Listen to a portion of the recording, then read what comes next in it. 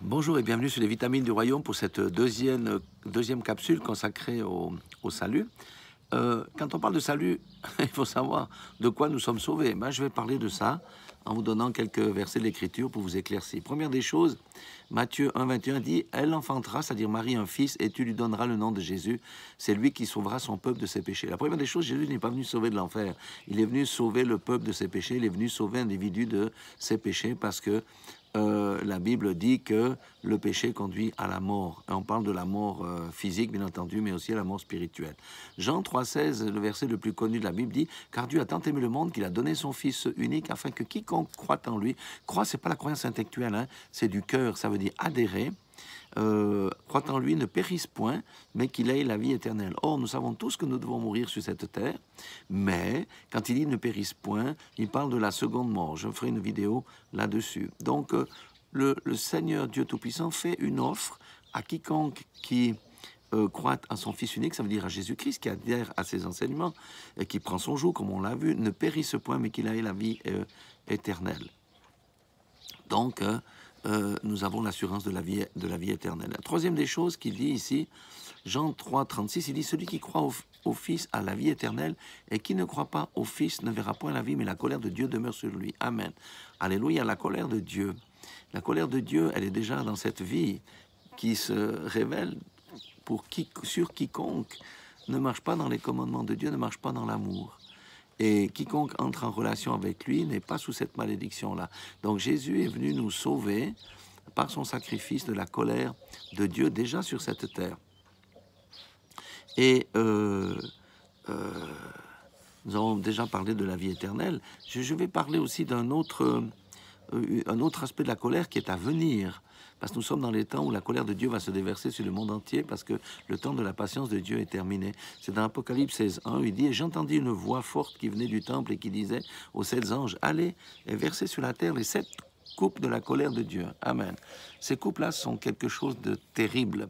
Mais nous savons que l'Église, ceux qui appartiennent vraiment à Jésus-Christ, je ne parle pas d'une dénomination, seront enlevés au ciel avant que ces 7 coupes de la colère soient versé sur la terre. Et ça va être quelque chose de terrible. Donc, Dieu d'abord nous sauve de nos propres péchés. Le sacrifice de Jésus nous sauve de nos propres péchés, de la colère qui peut venir dans la vie de quelqu'un lorsqu'il est sur cette terre, de la colère future à venir qui viendra sur le monde entier, sur tous les impies, sur tous ceux qui auront rejeté le Seigneur.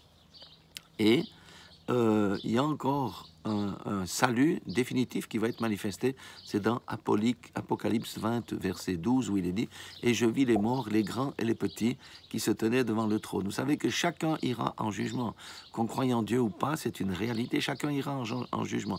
Des livres furent ouverts, et un autre livre fut ouvert, et celui qui est le livre de vie. Nos noms sont inscrits soit dans les livres vie, soit dans les autres livres. Amen. Et les morts furent jugés selon leurs propres œuvres, d'après ce qui est écrit dans ces livres. Pourquoi le livre de vie, il n'y en a qu'un seul? Parce que tous nos péchés ont été pardonnés et nos mauvais actes ont été effacés. Mais ceux qui ont rejeté Christ, tout est inscrit dans ces livres-là et ils seront jugés. Amen. Et la conséquence de ce jugement ici, c'est Apocalypse 25, il dit « Quiconque ne fut pas trouvé écrit dans le livre, donc le livre de vie, fut jeté dans les temps de feu. » Ça, c'est le destin ultime, ce qu'on appelle la seconde mort du pécheur et de l'impie qui sera détruit à jamais. Et ça, c'est vraiment quelque chose de terrible. Donc, le sacrifice de Jésus nous sauve d'abord de nos péchés. Il nous permet de marcher en nouveauté de vie, ça veut dire dans la sanctification. Aucun homme n'est parfait parce que nous vivons dans un corps de chair, mais nous savons que si nous tombons, nous pouvons demander pardon et le sang de Jésus-Christ nous nettoie. Et seconde chose, il nous préserve de la colère de Dieu qui vient dans la vie de quelqu'un d'impie, qui fait le mal et qui ne fait pas le bien. Amen. Alléluia. Parce que lorsque nous sommes une nouvelle création, eh bien, en Christ, eh bien, nous ne sommes plus portés vers le mal, mais tout notre être est porté vers le bien. Et de ce fait, nous sommes protégés de la colère de Dieu dans notre vie. La troisième des choses, il nous préserve de la colère à venir. Si nous mourrons avant, nous ne verrons pas la colère à venir, mais la colère à venir va venir sur la terre. Ça, nous devons être conscients de ça. D'ailleurs, vous n'avez qu'à voir la dégradation morale qu'il y a aujourd'hui avec le mariage pour tous et toutes ces affaires-là, les transgenres, tout ça, la modification génétique et toutes ces choses-là. Et ça appelle le jugement de Dieu sur la terre. Et les 7 coupes de la colère de Dieu vont se déverser sur la terre. Mais l'Église sera enlevée avant. Donc, vaut mieux être en alliance avec Jésus-Christ. Donc, l'alliance de Jésus-Christ nous préserve de cette colère-là. Et finalement, elle nous préserve du sort final d'être jeté dans les temps de feu, qui est ce qu'on appelle techniquement la seconde mort. Voilà de quoi nous sommes sauvés. Amen. Alléluia. C'est important de comprendre ces différents aspects. Et soyez tous bénis et allez méditer sur la parole de Dieu, sur ces versets. Demandez au Saint-Esprit de vous éclaircir les choses et contrôler tout ce qui est dit ici dans la parole de Dieu. Soyez bénis.